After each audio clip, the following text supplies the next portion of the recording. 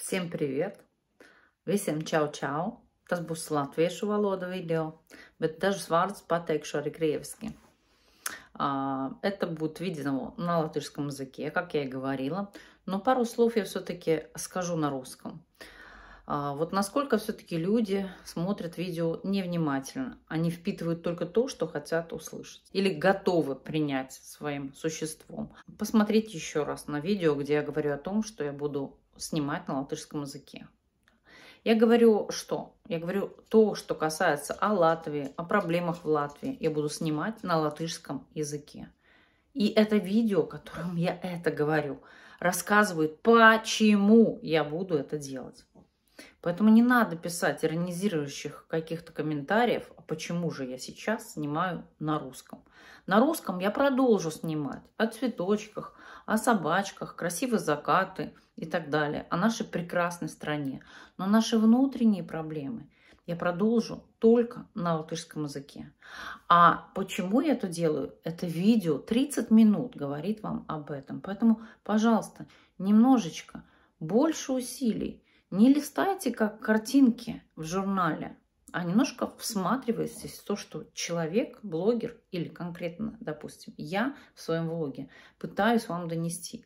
Мы не делаем для вас развлекательное видео. Мы пропускаем часто всю информацию через себя. Поэтому извините, если вы не поняли, это только потому, что вы не пытаетесь услышать блогера. Я сказала и рассказала, почему я некоторые видео буду снимать на латышском языке. И опять же я рассказала, что у меня очень много подписчиков из других стран, на которых я равняюсь, потому что это люди из других стран, но нас объединяет русский язык. И я их не брошу. Поэтому часть видео остается на русском языке. И спасибо всем тем, кто отписался от меня, потому что мне кажется, действительно становится легче, когда тебя уже начинает окружать тот круг, который тебя понимает. Итак, хорошего просмотра. Еще раз повторюсь, это видео будет на латышском языке. Atcerieties, kāds ceļš bija šeit rudenī, neizbraucām burtiski.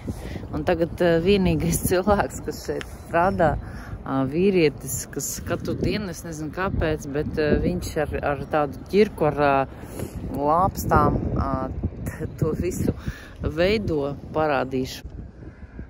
Ceļš ir burtiski redzat, gluds. Protams, ne 100%, bet tāds, kāds viņš bija, kā amerikāņu kalniņa. Tagad viņš tāds nav. Tagad pat es ar savu mašīnu varu izbraukt pa šo ceļu. Ne tikai kaut kādi džipi. Ziniet, man viens cilvēks uzrakstīja, pareizi uzrakstīja, ko te lielīties. Mēs taču maksājam nodokļus, tāpēc mums bija jātaisa ceļi. Jā, bet ja katrs domās tā, tad mums nekas nemainīsies, pilnīgi nekas. Jo varbūt arī tie, kuriem jādomā par šo lietu, aizdomāsies, ja mēs būsim vairāk aktīvi.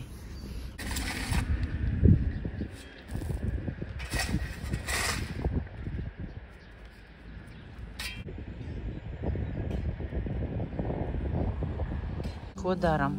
Tagad darīsim labas lietas. Mēs visam varam būt egoisti, ja? Bet tā ir mūsu māja, tā ir mūsu zeme. Un ja līdzināties uz negodīgiem, tad arī uz viņiem līdzināties, ja? Tagad mums ir viena vietiņa šeit, kur es dzīvoju pie upes, ja? Ļoti viss super sakārtots, brauc arī komunāla dienesti, ja? Bet viņi tādi arī kā Krēta kādreiz es uzņēmu. Brauc mašīna, 2 cilvēki iekšā, paņem kaut ko lielo, bet sūdīgos sīkumus pie pludmales nepaņem, ja? Nu, tas ir tikai tāds, ka ķipa algu maksā, sev uzliec, ka tu to darbu uztaisīji, to objektu ķipa izbrauc cauri, bet neko neizdarīja. Te tas pats. Liela mašīna brauc, 2 cilvēki iekšā ar visiem spaiņiem. Jā, viņi paņem tos spaiņus, izmet, izsviet, eledo un brauc tālāk. Ja? Mums tur ir miskastes. Un vienmēr šeit, tā ka šeit neviena it kā nav, kaut arī pretīm ir jauna uzcelta māja, bet, nu, krasts un tā. No McDonald's ļoti bieži brauc kāds, jā, cilvēki paēd, cilvēki kā normāli paņem, izmet miskaste, savas kastes un maisas un tā tālāk, un plastika glāzītes un tā. Un ko dara vārnas? Vārnas pilnīgi visu to pa krastu iznēsā. Un to es redzu katru dienu. Vai tad jūs neredzat, ka vajag vāku uzlikt vismaz? Un es nezinu, kāds gudrinieks izmeta vienu maisu. Man liekas, tā speciāli bija tā lieta. Vienu maisu, un tajā maisā ļoti daudz mazo maisiņu. Un tās vārnas viņam kā spēle. Viņi tagad paņem un mēģina visus tos maisus izņemt no. Un es parādīšu, kas atkal šeit izveidojas, jā. Un vienkārši, nu, protams, mēs varam aizvert acis, jo ir tie dienesti, viņam to jākopja, jā, bet, nu, it kā viņi šeit kopja krastu, viņam nav jākopja. Jo visu, ko mēs šeit redzam, nu, tā taču nevar būt. Nu, kas tas ir? Un tas to visu vārnas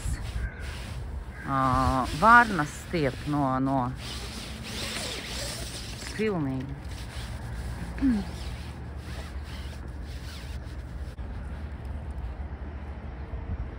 Mēs šeit pastaigājamies.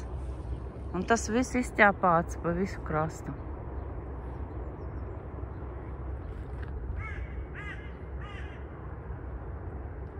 Ko daram? Tagad darīsim labas lietas.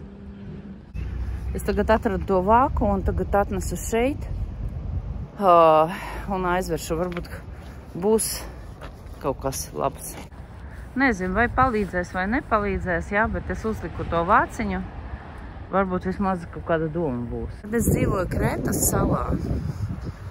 Tur arī viņiem ir vietēm, pirmkārt, tur ir lielie vēji, un kad tādas miskastes uzreiz, protams, viss aizlido pa gaisu. Tas ir viens. Nu, un otrs viņi arī, jā, vietē viņi nav tādi, tie, kuri metīs tikai urnās. Nu, ir viņam, jā, tā parādība. Nu, arī daži turisti ir nevisai kurāti, jā, ļoti netīrs. Un arī, kad sezona beidzās un pirms sezonas sākuma pa ziemu uzpūš no jūras, arī viļņi atnes netvirumus, un to, protams, ir jāvāc. Tad viena manā ļoti laba paziņa, es par viņu stāstīju vienu no maniem video, Marina. Viņa, starp citu, mana friziere bija meistere, ļoti laba. Un cilvēks vienkārši sāka celties kādos, nu, agros rītos ap 5 un tā tālāk, un tad viņa sāka arī vākt netirumus. Un pat pa šiem gadiem viņa izveidoja tādu, nu, veselu domu biedru pulciņu, kuri ņem maisus, cimdus, un tad nāk un vāc netīrumus gar pludmalēm un tā tālāk. Tad viņa piesaistīja Hirsoņusos apgabala domi, kura vismaz izdalīja maisiem naudu un arī kaut ko, nu, kaut kādu tādu palīgu līdzekļus, lai tos maisus atkal aizved. Un arī naudu kociņiem un naudu jauniem žogiem. Un jā, tas cilvēks, pirmkārt, viņa ļoti daudz izdarīja Hirsoņusos apgabalā, parādījās jaunie ziedi, jaunie koki. Ko es ar to gribu teikt? Es ar to gribu teikt, ka jābūt ir vienkārši labam cilvēkam. Nevis rakstīt, mēs maksājām nodokļus un tāpēc mēs neko nedarīsim. Jā, tas ir tikai monētas viens gals, jā, bet ja mēs kaut ko paši darīsim, tad arī viņi kaut ko sāks darīt. Nu tā, to es gribu.